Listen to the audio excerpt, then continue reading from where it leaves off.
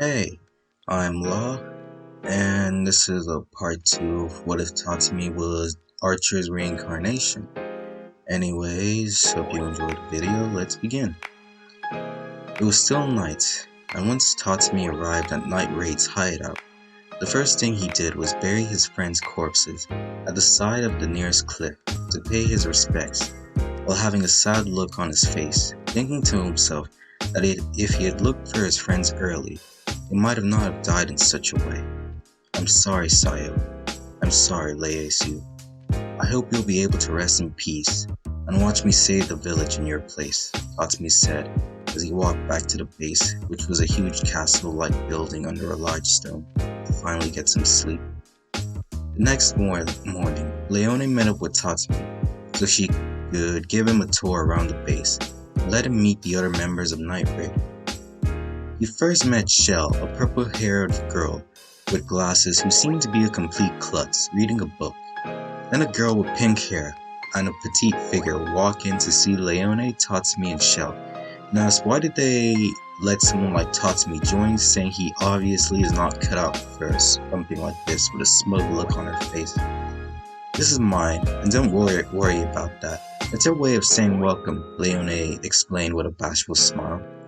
Instead of being angry, Tatsumi smirked, which led mine to ask what was so funny. Nothing. It's just that you really remind me of someone from my past that I found it kind of amusing, Tatsumi said, which made mine more annoyed. Tatsumi then met Bullock training with the staff, thinking to himself that if he were a Lancer class, he'd be just as, if not stronger, than Kukule. Leone and Tatsumi then met Lubbock, a green-haired peeping Tom trying to spy on Leone's bath until he realized she wasn't there. He then met Akame sitting near a river cooking up a giant bird over a fire, eating some of its meat. Tatsumi, Leone, and Akame then went back to the base as they got word that their boss had returned from a mission. All the members of Night Raid then arrived at the hall to meet Najida, a woman sitting on a throne with short white hair, wearing an eye patch, a black suit, and a robotic arm, who was also the leader of Night Raid. So you are the new recruit, Najida said while looking at Tatsumi. Yes, he responded. Najida then asked Tatsumi to tell her about himself and what he thinks of Night Raid. My name is Tatsumi. I'm from a village far away from the capital. I'm an expert in hand-to-hand combat, a specialist in archery, an expert in close melee sword fighting, and I have a few other special abilities. The members of Night Raid are curious to ask what these abilities are. Tatsumi then responds that he can create weapons and some other items, but he is mostly good at creating weapons. He then lifts up his hand, then a neon bluish-green light appears from his hand, taking the form of a katana, which when the light disperses, it reveals to be a copy of Murasame, aka Akame's imperial arm. All the members of Night Raid are surprised, and Najida asks, so you have an imperial arms? No, it's just an ability I have since I was a kid. It's also the same ability I used to create a bag of coins, but put enough energy so the coins would disappear in a certain time. Saying this while looking at Leone. Najida had an impressed look on her face, and asked Tatsumi, so what does he think of Night Raid? I don't think any of you are bad people, and you guys have my respect that you're all sacrificing your lives for this kingdom, so I hope to be of some use to bring down the empire, Tatsumi said with a small smile. Najida accepted this answer, as now Tatsumi was officially a member of Night Raid. A few hours later, Tatsumi was tasked to help Akame cook lunch for Bullock, Mine, Lubbock, Shell, as they were soon going on a mission. I want seconds, Mine yelled as both Bullock, Shell, and Lubbock said the same. Later, Tatsumi followed Akame to a lake, at a waterfall, where Akame was telling Tatsumi what they were supposed to capture, that they were supposed to capture some fish for dinner. Tatsumi then proposed a little contest to see who can capture the most fish, as the loser has to make breakfast. Akame, slightly intrigued, agrees, then proceeds to take off her clothes, revealing a swimsuit. Tatsumi, being a little flustered by that, proceeds to take off his sweater and his shirt, leaving him only in his pants. The two then jumped off the cliff at the same time to collect as many fish as possible, throwing them in their own baskets. 30 minutes later, Tatsumi got 42 fish, and Tatsumi caught 51. They then went back home to make dinner, and once they were done, ate together with Leone and Najima. You may have been more impressive than I thought, as not a lot of people can beat Akame in a competition of fishing, Najima complimented Tatsumi. I always hunted for food when I was a kid, so this was nothing special, Tatsumi said. I actually have a mission for you. There is a man named Ogre, and that's one of the captains of the Imperial soldiers who has been framing innocent people for his hideous crimes. Your mission is to kill him, Najima spoke. Tatsumi agrees to do what he was assigned, and later in the night goes to the capital to meet Ogre, this time wearing a leather robe with the hood covering his face. After seeing him leave from the bar, he then proceeds to walk to Ogre. Captain Ogre, I've been looking for you. Yes, what is it? Ogre said. Let's talk somewhere else more private. They then went to an isolated alley where no one else will see or hear them. So what is it? Ogre asked, being on guard. I'm here to ask if you can help me with a task. Can you? Just as Tatsumi was about to speak, he projected Concho. Before Ogre could react, Tatsumi cut Ogre's arm right off his shoulder. Ogre screamed in pain, while he was holding his shoulder to prevent blood loss. Who are you? Are you one of those assassins? Ogre said while still in pain. That's none of your business. Now die. Tatsumi then proceeded to slice Ogre's head clean off with Concho still in his hand. Tatsumi left the scene feeling a bit dejected, as he thought that the fact that he was still in Night Raid kind of felt like he was going back to his old life of killing millions, possibly even billions, just so the world could be at peace and that he can live up to his ideals. I quickly forgot about those thoughts as he remembered that this is a different life, where he could save and kill whoever he wanted without having to live by his old ideals.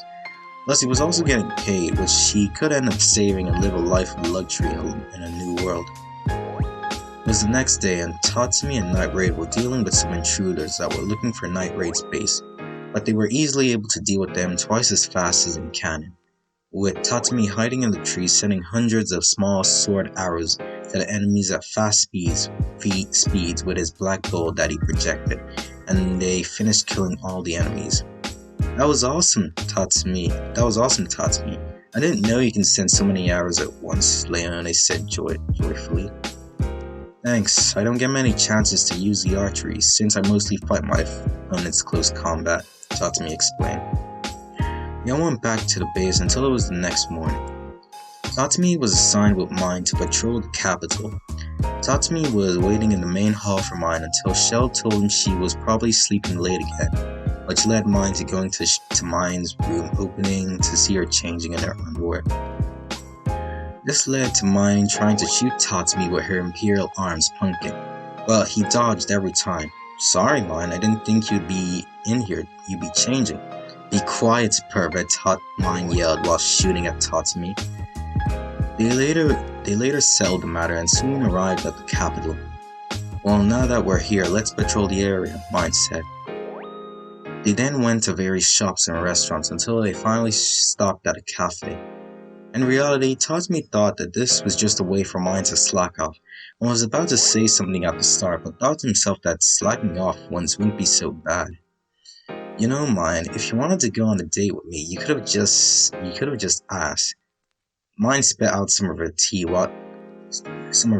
she was drinking, and fumbled her words while blushing, saying this wasn't a date and that she was his superior and they're only patrolling the area. Says Mine. Say, Mine, how did you join Night Raid? Tatsumi asked. He then explained on how she was treated differently because she was half foreigner, but met the Revolutionary Army, which she later joined as a member of Night Raid. Once they finished their patrol, they went back to the base until a couple of days later. Both Akame and Tatsumi were assigned to kill a man called Headhunter Zanku, an ex-executioner who got addicted to beheading innocent people at night, and also retrieve his Imperial arms. Tatsumi and Akame did what they were told and left the night. They decided to split up and search the capital. 30 minutes later, Tatsumi was walking around in an isolated location and noticed a female figure up ahead just standing there. He walked closer and noticed this person looked exactly like his friend Sire. He was on edge when he saw this, but by gut feeling, he charged to the figure, projecting Kancho and Bakia, trying to slice her in half, but she dodged it just barely. The figure then transformed into a man. As it was revealed, it was the Headhunter Zanku. What kind of person immediately attacks their childhood friend after seeing them? Yelled Zanku. Tatsumi didn't answer and went in to barrage Zanku with attacks. Zanku could barely dodge and block Tatsumi's fast attacks if it wasn't for his Imperial armed spectator. They were still fighting, and Zanku being on the defensive, receiving minimal damage from Tatsumi's assault. Tatsumi wanted to end this quickly and jumped back several feet away to project his bow and sword arrow. Ha! Are you an idiot bringing a bow in a close combat fight? Before he can utter another word, arrow already ran through his head, moving so fast he didn't have time to react, leaving Zanku dead. Just as Tatsumi was about to collect the Imperial arms, Akame arrived, thinking she heard some sword clashes, to see Zanku dead by one of Tatsumi's arrows. Akame was quite impressed by seeing this, as Tatsumi handled such a strong opponent, with him having not a single scratch on him. He went back to the base with the Imperial armed spectator, as it was now mission complete. It was the next day, and Shell would be training Tatsumi by letting him swim in water while wearing heavy armor. This put a lot of strain on Tatsumi's body, but he still managed to complete the exercise. Tatsumi would then talk to Shell, as he would ask why she joined Night Raid. To which Shell would tell him that she was never really good at anything, such as chores or cooking, that people would always make fun of her for that. But she had a friend that liked her for who she is, until one day her friend was about to be killed by her ex-boyfriend. Shell killed him right in front of her friend with such ease and lack of emotion that it was almost scary. From there, Shell knew that she was good at killing people, and that she can save so many lives by killing all the bad people in the world. Tatsumi was a little intrigued with Shell and her backstory, and spent the rest of the day with her just talking about whatever came across their minds. It was then the middle of the night, and Tatsumi was sitting right in front of his friends' graves, paying their respects. For 15 minutes later, Shell came out to check on Tatsumi, telling him that he should get some sleep, being curious what he was thinking. Hey Shell, can I tell you something? Sure, Shell whispered. Well, you see, a while back, I wanted to be a hero of justice, by saving everyone, wanting to create a world where nobody cried. It was my ideal to save everyone and help people However, I later realized my ideals were nothing more than lies, and I was so focused on saving everyone that I couldn't save myself. I never really got to enjoy my life. I then decided to start over by living my life more selfishly and protect the ones I care about. But when I saw Sayo and Ieyasu die, I couldn't help but think it was my fault. If I wasn't so careless and decided to look for them instead of doing my own thing, Tatsumi said with a sad expression on his face, still sitting on the ground with his back facing Shell. If only I would. Before Tatsumi could finish his sentence, he felt the warmth of Shell's body pressing against his back, using her arms to hug him around his neck. It's alright, Tatsumi. It's not your fault. So Shell says she was comforting Tatsumi. He was a little surprised, but fully embraced Shell's hug, as he could barely remember the warmth and comfort of a woman's body. Thanks, Shell, Tatsumi said in a small voice. And that's it for part 2. Hopefully I'll make a part 3 soon enough. Anyways, hope you enjoyed this video, and later.